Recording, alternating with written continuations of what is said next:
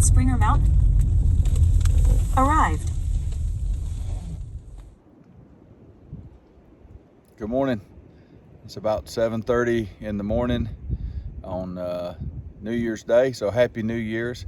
Crystal and I are at the parking lot at Springer, and I'm about to head north, and it's tough to say goodbye, but I just wanted to let you know what time it is and with that we're getting going, and this is probably going to be the hardest part of the day right here. But appreciate you guys. Happy New Year to you, and we'll talk to you down the trail.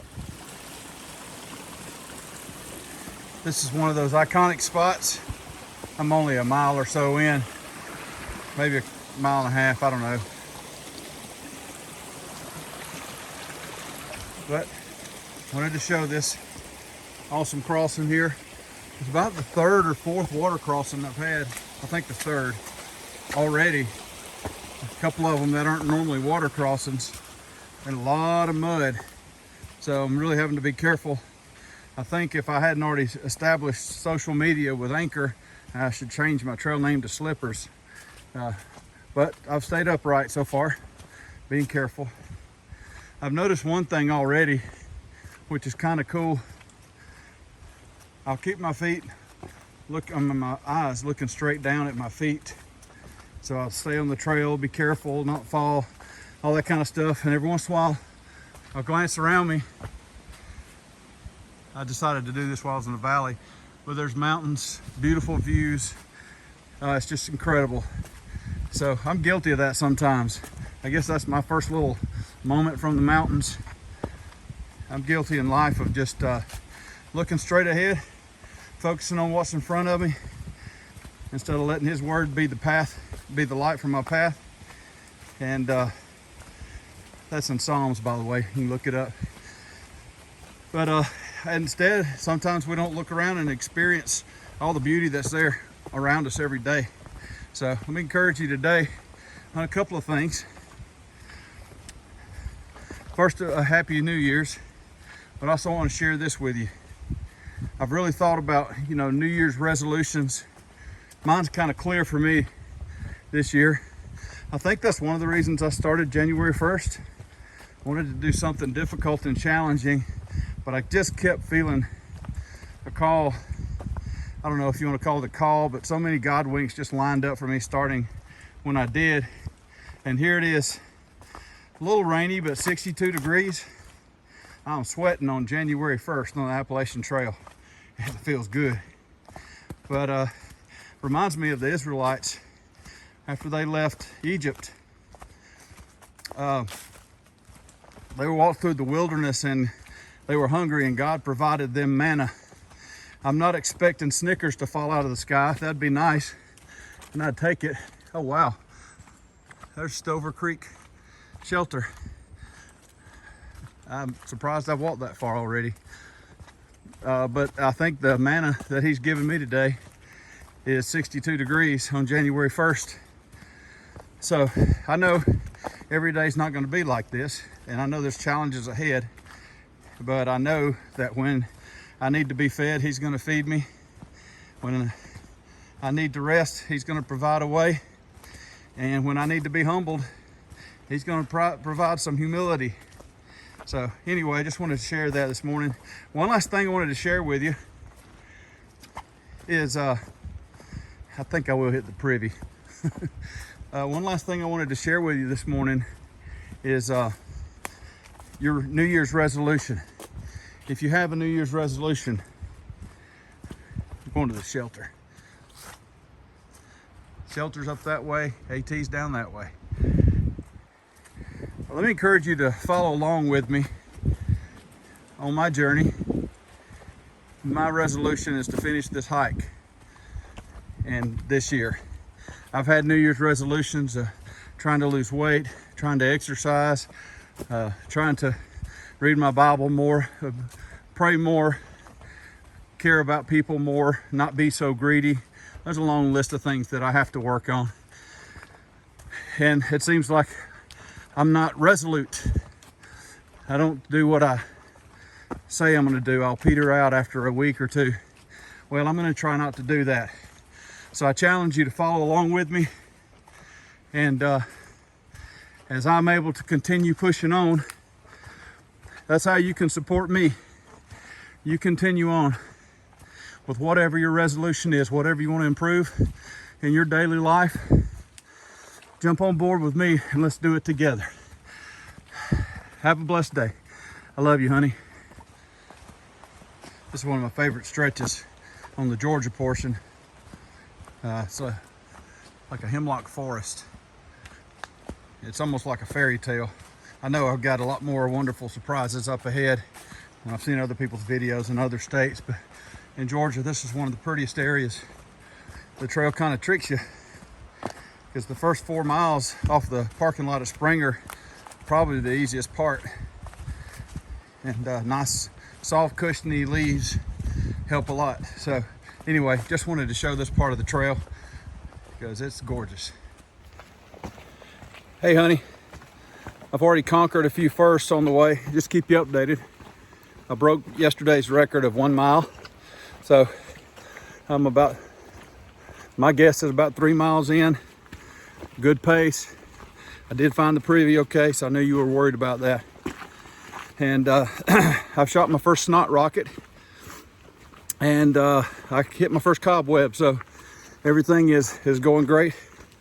Should be coming up on Three Forks shortly. Love you, honey. And this is Three Forks.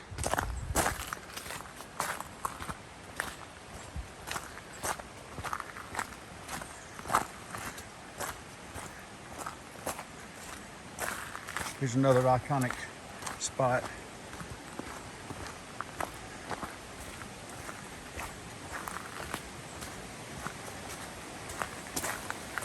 Yeah, it's kind of neat just walking out of the woods and coming across something like this. I remember from Camper 2020's video, from Screwball's video, those are the first ones that I followed. Look at that. Oh my goodness. I cannot believe I'm here. It's like walking onto a movie set. I've watched so many videos over the last couple of years. Yeah, it's like walking on a movie set and seeing all the familiar things that you enjoyed watching. So there's Three Forks. We're gonna keep going. I'm gonna just let you watch a little bit. I just got through with a pretty steep incline. Nothing like what's coming up tomorrow and the next day. But it was noticeable. And now up on a nice, smooth, flat area, the wind is really blowing. And it's like 60 degrees. I know rain's coming in and that's why the wind's coming in, but man, you talk about just feeling the peace of wilderness. It's all right. I wish y'all could hear this wind. It's awesome. And the rain from last night sort of made it easy for me to follow the path.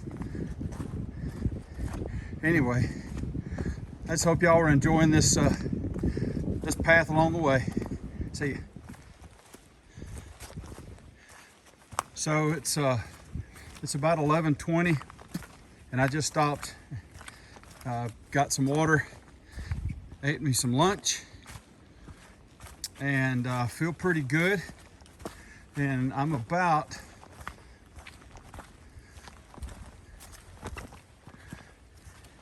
okay, it's about 11:20. I stopped and got some water, ate some lunch. I've gone about 6 miles today so far, 6.5. A matter of fact, maybe just a little more. I'm real close to Hawk Mountain Shelter, like a half a mile, not even that much. And so I'm having my first conundrum, my first crossroads, because it's 11:20 and my goal for the day was to get to Hawk Mountain Shelter. But I feel pretty good and I just don't know that I can stop this early. The rain was supposed to come in around 1, but it's holding off. It looks like now. I just had a signal just for a few minutes. Although it's feeling a little sprinkled now, but it looks like the rain's not coming in until about 5:30, so about dark. So I got about 5.5 more hours, and they're calling for thunderstorms with at least an inch of rain, and possibility of hail, large hail, and possibly tornadic activity. So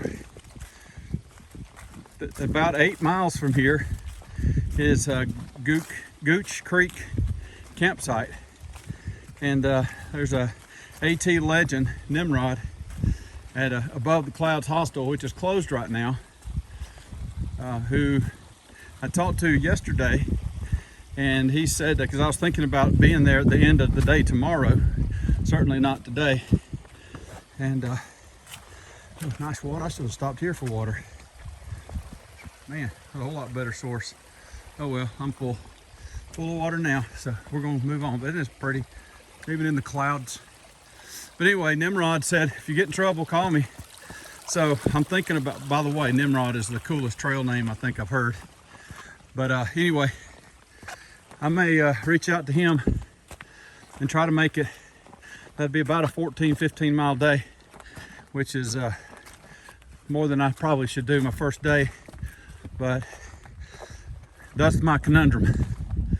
So I could probably do the smart thing, and by smart I mean like Kirby smart, be conservative right before the half and run out the clock with a lead, or I could pull a Harbaugh and go for it in the first quarter on 4th and 4. So am I going to be a smart guy or a Harbaugh guy? I don't know. I think what I'll do is, well, I decided to Harbaugh it. I got a lot of respect for a coach that'll just go for it. So I pushed on through to, I'm at Cooper Gap now, so I'm 9.5 miles, 9.5 mile mark, I think. And so I'm at the base of, you can't see it up there behind me, is Sassafras Mountain. And this spot holds a dear place in my heart for a couple of reasons. I've been here, that's my snack, a couple of times before. Well, 3 times I think, but first time I ever hiked, I took my 3 boys when they were little. I think Joe, the youngest, was in middle school. Zach was in high school. And we had no idea what we were doing. We were going to hike 33 miles from Springer to Neal's Gap. We started a Friday night at 9. I think we got up there at 9 o'clock at night and had nothing, none of the right stuff. And it was the week before, a week of Thanksgiving. So we made it by Sunday morning. So we started Friday night. We hiked up to Springer, spent the night. I think I made it Saturday. I crawled into Hawk Mountain Shelter and set up a tent, and went from Hawk Mountain to here. And so Sunday morning, I was right here, and called my dad and said, hey, what are you doing? He said, well, I'm walking into church. He said, what are you doing? I said, I'm laying here in a fetal position. I can't move. And I was all kinds of dehydrated and wasn't eating enough, wasn't drinking enough. So they drove up here and picked us up, and the Gatorade never tasted so good. Learned a lot since then. So I find myself back here again. I'm tired. It's been a long day, but with the thunderstorms, they're calling for tornadic activity and large hail possibilities. So I'm not real bright sometimes. I'm going to push on. I'm right here trying to find wisdom. I hadn't found it yet. So I'm going to push on through to either to Gooch Gap, Gooch Mountain Shelter, or maybe even to Gooch Gap, and try to get a ride out of here if I feel like it's not safe to stay in this, even in the shelter. But so I'll let you know. But it's still pretty early. It's only 1 o'clock, so I've pushed myself pretty hard to get to this point. The other thing I remember about this place, Crystal and I, Tabasco, my wife, I call her Tabasco, that's her trail name. I'll tell you why later. But we were right here at Cooper Gap resting a couple of summers ago, and we got a call from one of the young boys at our church that wanted to ask Jesus into his heart, and so I got to pray with him right here in this spot. So I remember that, and it'll always be special. This spot gives me a little bit of energy getting ready to go up Sassafras. I'm gonna need it. So it's 8:15. That's where I slept last night. I made a lot of rookie mistakes. I slept pretty good, but I guess it makes sense since I am a rookie. But that was a good flat place to sleep. I hiked on my first day all the way to Justice Creek, so I was proud of that, but I was exhausted when I got here. It was not a good idea to push, so lesson learned there. I should have stayed at Hawk Mountain Shelter. There was rain all night long. At times there was large hail, and but I slept good. I was dehydrated, but so I didn't eat a lot last night. I tried to, I just couldn't. But I feel pretty good this morning. I spent about 2 hours dipping water out of my tent, one of my tent pins, one of my stakes. And it wasn't because of the tent. I set it up wrong. It slipped off and dropped down, which allowed the water to run inside the bathtub. The duplex tent is what I use, Z-Pack's duplex, and it's a fantastic tent, but you got to set it up right. And I didn't have enough tension on it. I guess I rolled over during the night and it pulled it loose from the pin and dropped the bathtub down, and so I woke up to a waterbed. My sleeping bag's dry, and my base clothes that I was wearing was dry.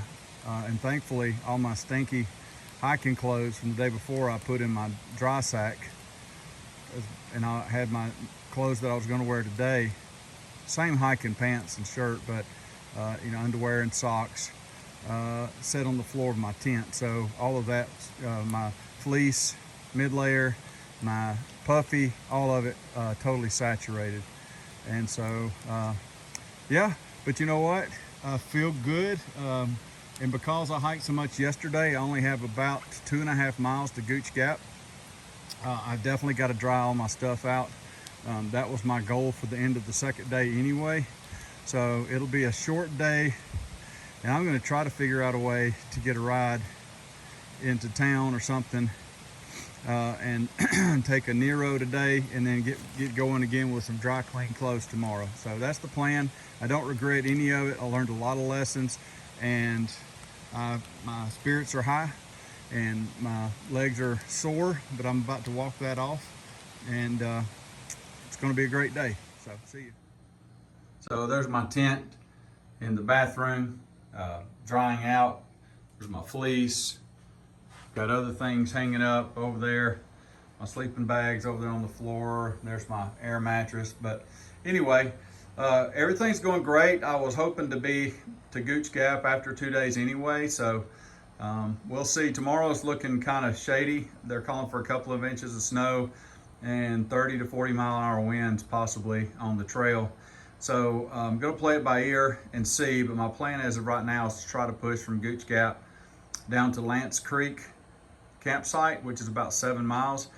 I'm going to try to slow my pace a little bit, although my legs feel good, but I could tell my breathing is giving me a little bit of trouble. So I'm going to try to be a little smarter than I have been in the past couple of days, and but I'm feeling strong, and I'm anxious to keep pushing forward. So appreciate you all. I love you, honey, and I'll talk to y'all later.